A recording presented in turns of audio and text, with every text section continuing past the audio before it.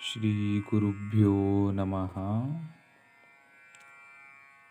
ಇಂದು ಕಾರ್ತಿಕ ಬಹುಳ ಉತ್ಪನ್ನ ಏಕಾದಶಿಯ ಆಚರಣೆಯ ವಿಧಿ ಮತ್ತು ಮಹತ್ವ, ದಿನಾಂಕ, ಸಮಯವನ್ನು ನಾವು ಎಲ್ಲರೂ ತಿಳಿದುಕೊಳ್ಳೋಣ. 2024 ಉತ್ಪನ್ನ ಏಕಾದಶಿ. ಏಕಾದಶಿ ವ್ರತ ಕಥೆ ಏನು ಗೊತ್ತಾ? ಈ ವಸ್ತುಗಳನ್ನು ನೀವು ಸೇವಿಸಿದಿರಿ. ಕಾರ್ತಿಕ ಮಾಸದಲ್ಲಿ ಬರುವ ಕೊನೆಯ ಏಕಾದಶಿಯನ್ನು ಉತ್ಪನ್ನ ಏಕಾದಶಿ ಎಂದು ಕರೆಯಲಾಗುತ್ತದೆ. ಈ ಬಾರಿ ಉತ್ಪನ್ನ ಏಕಾದಶಿ ವ್ರತವನ್ನು ನವೆಂಬರ್ 26ರಂದು ಆಚರಿಸಲಾಗುತ್ತದೆ. ಉತ್ಪನ್ನ ಏಕಾದಶಿ ದಿನದಂದು ಏನು ಮಾಡಬೇಕು? ಉತ್ಪನ್ನ ಏಕಾದಶಿ ವ್ರತವನ್ನು ಆಚರಿಸುವುದು ಹೇಗೆ? ಉತ್ಪನ್ನ ಏಕಾದಶಿ ವ್ರತ ಕಥೆಯನ್ನು ನಾವು ಈ ವಿಡಿಯೋನಲ್ಲಿ ತಿಳಿದುಕೊಳ್ಳೋಣ. ಕಾರ್ತಿಕ ಮಾಸದ ಕೊನೆಯ ಏಕಾದಶಿ ವ್ರತವನ್ನು ಉತ್ಪನ್ನ ಏಕಾದಶಿ ಎಂದು ಕರೆಯಲಾಗುತ್ತದೆ. ಈ ಬಾರಿ ಉತ್ಪನ್ನ ಏಕಾದಶಿ ವ್ರತವನ್ನು ನವೆಂಬರ್ 26ರಂದು ಆಚರಿಸಲಾಗುತ್ತದೆ. ಹಿಂದೂ ನಂಬಿಕೆಗಳ ಪ್ರಕಾರ ಉತ್ಪನ್ನ ಏಕಾದಶಿಯಂದು ಉಪವಾಸವನ್ನು ಆಚರಿಸುವುದು ಭಕ್ತರ ಹಿಂದಿನ ಮತ್ತು ಪ್ರಸ್ತುತ ಜನ್ಮದ ಪಾಪಗಳನ್ನು ತೊಳೆದು ಹಾಕುತ್ತದೆ ಎನ್ನುವ ನಂಬಿಕೆ ಇದೆ. ಆದ್ದರಿಂದ ಏಕಾದಶಿ ವಾರ್ಷಿಕ ಉಪವಾಸವನ್ನು ಆಚರಿಸಲು ಬಯಸುವ ಭಕ್ತರು ಉತ್ಪನ್ನ ಏಕಾದಶಿಯಿಂದಲೇ ಅದನ್ನು ಪ್ರಾರಂಭಿಸಬೇಕು. ವಿಷ್ಣುವಿನ ಶಕ್ತಿಗಳಲ್ಲಿ ಒಂದಾದ ಏಕಾದಶಿ ದೇವಿಯ ಗೌರವಾರ್ಥವಾಗಿ ಈ ದಿನವನ್ನು ಆಚರಿಸಲಾಗುತ್ತದೆ.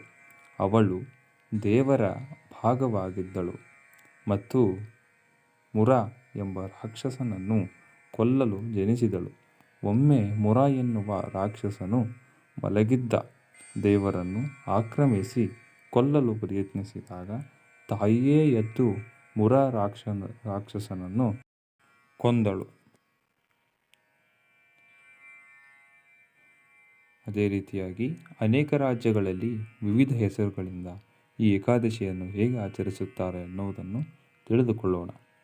ಉತ್ತರ ಭಾರತದ ಅನೇಕ ಭಾಗಗಳಲ್ಲಿ ಉತ್ಪನ್ನ ಏಕಾದಶಿಯನ್ನು ಮಾರ್ಗಶಿರ ಮಾಸದಲ್ಲಿ ಆಚರಿಸಲಾಗುತ್ತದೆ. ಮಹಾರಾಷ್ಟ್ರ, ಕರ್ನಾಟಕ, ಗುಜರಾತ್ ಮತ್ತು ಆಂಧ್ರದಲ್ಲಿ ಈ ಹಬ್ಬವನ್ನು ಕಾರ್ತಿಕ ಮಾಸದಲ್ಲಿ ಆಚರಿಸಲಾಗುತ್ತದೆ. ತಮಿಳುನಾಡಿನಲ್ಲಿ ಈ ಹಬ್ಬ ಕಾರ್ತಿಗೈ ಮಾಸದಲ್ಲಿ ಬರುತ್ತದೆ ಮತ್ತು ಮಲಯಾಳಂ ಪ್ರಕಾರ ಇದು ವೃಶ್ಚಿಕ ಮಾಸಂನ ತುಲಾಂನಲ್ಲಿ ಬರುತ್ತದೆ. ಅದೇ ರೀತಿಯಾಗಿ ಉತ್ಪನ್ನ ಏಕಾದಶಿಯ ಎಂದು ನಾವು ಏನೇನು ಆಹಾರವನ್ನು ಸೇವಿಸಬಾರದು ಎಂಬುದನ್ನು ತಿಳಿದುಕೊಳ್ಳೋಣ. ಉತ್ಪನ್ನ ಏಕಾದಶಿ ವ್ರತವು ಮುಂಜಾನೆಯಿಂದ ಪ್ರಾರಂಭವಾಗಿ ದ್ವಾದಶಿಯ ಸೂರ್ಯೋದಯದಂದು ಕೊನೆಗೊಳ್ಳುತ್ತದೆ. ಸೂರ್ಯಾಸ್ತದ ಮೊದಲು ಸಾತ್ವಿಕ ಆಹಾರ ಸೇವಿಸಿ 10ನೇ ದಿನದಿಂದ ಉಪವಾಸ ಆರಂಭಿಸುವ ಭಕ್ತರು ಅನೇಕರಿದ್ದಾರೆ. ಈ ದಿನ ಧಾನ್ಯಗಳು, ಬೇಳೆಕಾಳುಗಳು ಅಥವಾ ಅಕ್ಕಿಯನ್ನು ಬಳಸಬಾರದು. ಇಂದು ದೇವರನ್ನು ತಪ್ಪದೇ ಪೂಜಿಸಬೇಕು. ಉತ್ಪನ್ನ ಏಕಾದಶಿ ವ್ರತದ ದಿನದಂದು ಸೂರ್ಯೋದಯಕ್ಕೆ ಮುಂಚೆ ಎದ್ದು ಸ್ನಾನ ಮಾಡಿ ಬ್ರಹ್ಮ ಮುಹೂರ್ತದಲ್ಲಿ ಕೃಷ್ಣನನ್ನು ಪೂಜಿಸಿ ಬೆಳಗಿನ ಆಚರಣೆಯ ನಂತರ ಭಗವಂತ ಮತ್ತು ಮಾತಾ ಏಕಾದಶಿಯನ್ನು ರಾತ್ರಿಯೂ ಪೂಜಿಸಬೇಕು. ಏಕಾದಶಿಯಂದು ದೇವರನ್ನು ಮೆಚ್ಚಿಸಲು ಮತ್ತು ಅವನ ಆಶೀರ್ವಾದವನ್ನು ಪಡೆಯಲು ವಿಶೇಷ ಭೋಗವನ್ನು ಮಾಡಲಾಗುತ್ತದೆ. ಈ ದಿನ ಭಕ್ತಿಗೀತೆಗಳ ಜೊತೆಗೆ ವೇದ ಮಂತ್ರಗಳನ್ನು ಓದುವುದು ಫಲಪ್ರದವಾಗಿರುತ್ತದೆ. ಭಕ್ತರು ಅಗತ್ಯವಿರುವವರಿಗೆ ಸಹಾಯ ಮಾಡಬೇಕು.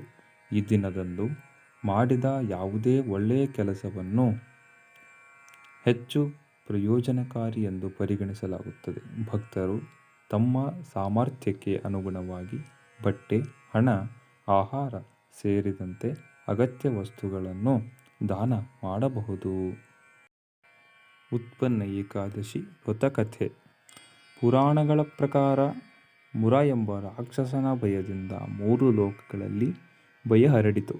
ಮುರ ಶಕ್ತಿಯಿಂದ ದೇವತೆಗಳು ಭಯಗೊಂಡು ಮತ್ತು ಪರಿಹಾರಕ್ಕಾಗಿ ವಿಷ್ಣುವನ್ನು ಸಂಪರ್ಕಿಸಿದರು.